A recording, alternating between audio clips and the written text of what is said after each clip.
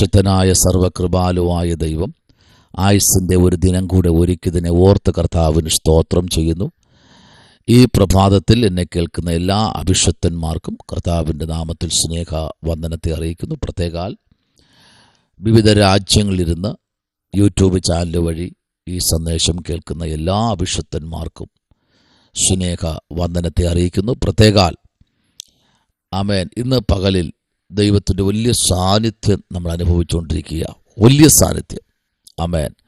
കർത്താവിന് നമ്മെ ഇന്ന് പകൽക്കാലം പണിയുവാൻ, നമ്മെ കർത്താവിൽ നിന്ന് പഗ്രഹിപ്പാൻ പദ്ധതിയുണ്ട്. സ്തോത്രം. ആ കർത്താവിലേക്ക് നമുക്കൊന്ന് ഏൽപ്പിക്കാം.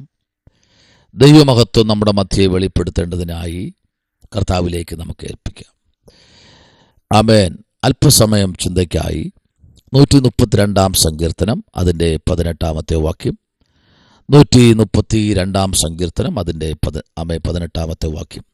ഞാൻ അവൻ്റെ ശത്രുക്കളെ ലജ്ജ ധരിപ്പിക്കും, അവൻ്റെ തലയിലോ കിരീടം ശോഭിക്കും. സ്തോത്രം. നമുക്കറിയാം, ദാവീദ് രാജാവ് ആമേൻ ദൈവത്തിൻ്റെ വലിയ മഹത്വം കാണുന്ന ഒരു പകലാണ്. നമ്മുടെ ജീവിതത്തിനകത്ത് ചെറുതും വലുതുമായ നിരവധി വിഷയങ്ങൾ നമ്മുടെ ജീവിതത്തിലുണ്ട്.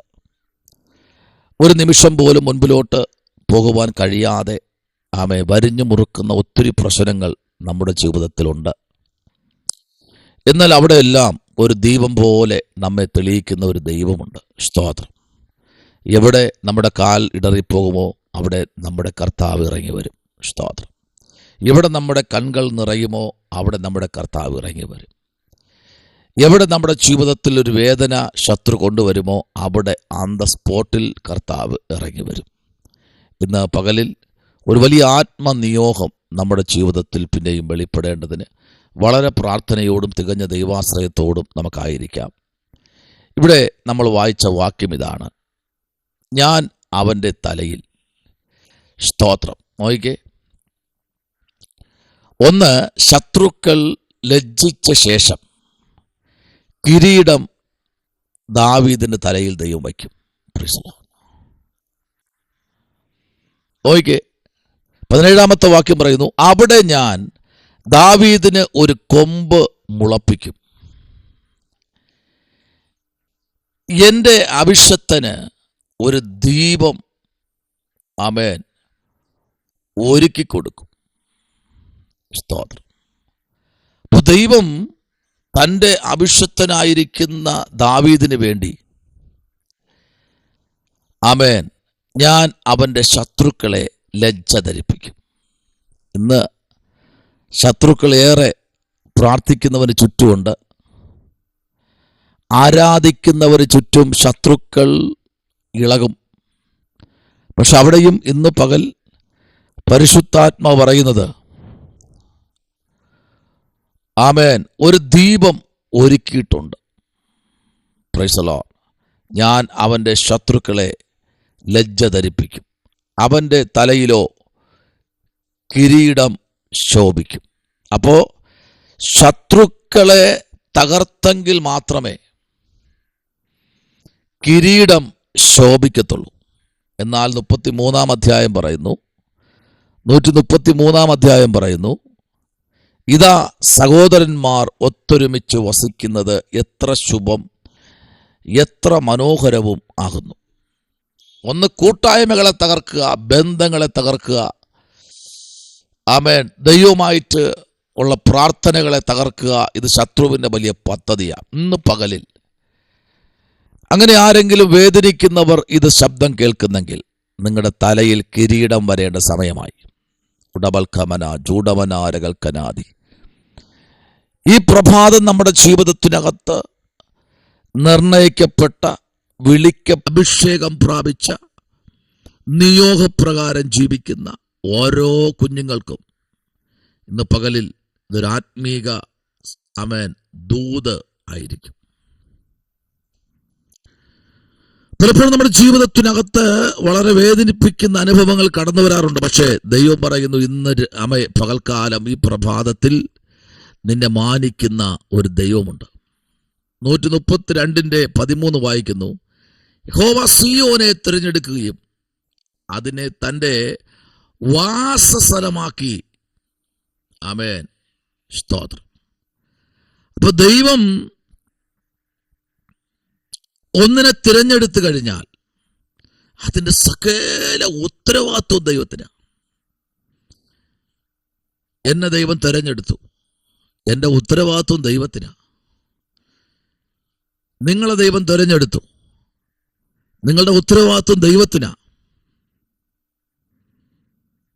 വചനം പറയുന്നു, മനുഷ്യന്റെ മുമ്പിൽ എന്നെ ഏറ്റുപറയുന്നവനെ ദൈവദൂതന്മാരുടെ മുമ്പിൽ എന്നെ ഏറ്റുപറയും.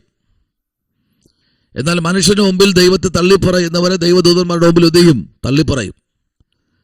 നീ എത്രത്തോളം ദൈവത്തെ ഉയർത്തി പറയുമോ അത്രത്തോളം നിന്നെ പറ്റി ദൂതന്മാരുടെ മുൻപിൽ കർത്താവ് ഏറ്റുപറയും. ഞാൻ അവന്റെ ശത്രുക്കളെ, യഹോവയായ ദൈവം ദാവീദിന്റെ ശത്രുക്കളെ തകർത്ത് ദാവീദിന്റെ തലയിൽ ഒരു അഭിഷേക ശക്തി ദൈവം അയക്കും. ഇന്ന് പകലിൽ കരയുന്ന, പ്രാർത്ഥിക്കുന്ന, ദൈവനാമത്തിനു വേണ്ടി അഹോരാർത്ഥം രാവും പകലുമില്ലാതെ സമയം നോക്കാതെ കർത്താവിന് വേണ്ടി മുട്ടുമടക്കുന്ന ദൈവ പൈതലേ, ആമേൻ. അവൻ വലിയ ജാതികളെ സംഗ്രഹിച്ച് ബലമുള്ള രാജന്മാരെ നിഗ്രഹിച്ചു. ഹല്ലേലൂയ. ചെറിയ ജാതികളല്ല, വലിയ ജാതികളെ നിന്റെ മുമ്പിൽ ദൈവം നിശ്ചലമാക്കിയെങ്കിൽ അത് നിന്റെ മിടുക്കല്ല ദൈവദാസനെ, ദൈവദാസിയെ, ആ ദൈവത്തിൻ്റെ ദയ. ഹല്ലേലൂയ. പലപ്പോഴും ശത്രുക്കൾ ചോദിച്ചില്ലേ, നീ എന്തു പ്രാപിച്ചു, അല്ലെങ്കിൽ എന്താ ഈ ദൈവത്തെ അറിഞ്ഞേ പിന്നെ നീ പ്രാപിച്ചത്, ദൈവം നൂലെ കെട്ടി ഇറക്കി തരുമോ എന്നൊക്കെ ചോദിച്ചില്ലേ? ഉറപ്പായിട്ടും ദൈവം നൂലിൽ കെട്ടി തന്നെ ഇറക്കി തരും. ഉറപ്പായിട്ടും കണ്ണീരൊഴുക്കുന്ന വിഷയത്തിന് ദൈവം നൂലിൽ കെട്ടി ഇറക്കി തരും. ഓ റിബലബ ശംഭവ റികൽഖനാദി. ആത്മാവിൻ്റെ ശക്തി നമ്മുടെ ജീവിതത്തിൽ അനുഭവിച്ചറിയുമെങ്കിൽ ഇന്ന് പകലിൽ സ്വർഗത്തിലെ ദൈവം പറയുന്നു, നിന്നെ അനുഗ്രഹിക്കാതെ ദൈവം നിന്നെ വിടുകയില്ല. ഹല്ലേലൂയ, സ്തോത്രം. ഞാൻ യഹോവയ്ക്ക് ഒരു സ്ഥലം, യാക്കോബിൻ്റെ വല്ലഭന് ഒരു ദിവസം. ആമേൻ, ഹല്ലേലൂയ. അപ്പൊ ദൈവത്തിൻ്റെ കരത്തിലേക്ക് ദൈവ പൈതലിനെ ഏൽപ്പിക്കപ്പെട്ട ഏതൊരു ദൈവ പൈതലാണോ ആ ദൈവ പൈതലിന് വേണ്ടി കർത്താവ് ഒരുക്കുന്ന വഴികൾ ചെറുതല്ല. ഈ പകലിൽ നിങ്ങൾ പ്രാർത്ഥിക്കുന്ന, കരയുന്ന വിഷയത്തിന് ദൈവത്തിന് പ്രവർത്തിപ്പാനുണ്ട് കേട്ടോ. കാരണം അവൻ നിങ്ങളുടെ ശത്രുക്കളെ എന്ത് ചെയ്യുന്നറിയാമോ? ലജ്ജ ധരിപ്പിക്കും. യഹോവയായ ദൈവം ശത്രുക്കളെ ലജ്ജ ധരിപ്പിക്കുമെന്ന്. അവരിനി എണീക്കത്തില്ല. നിന്നെപ്പറ്റി അപവാദം പറയുന്നവർ,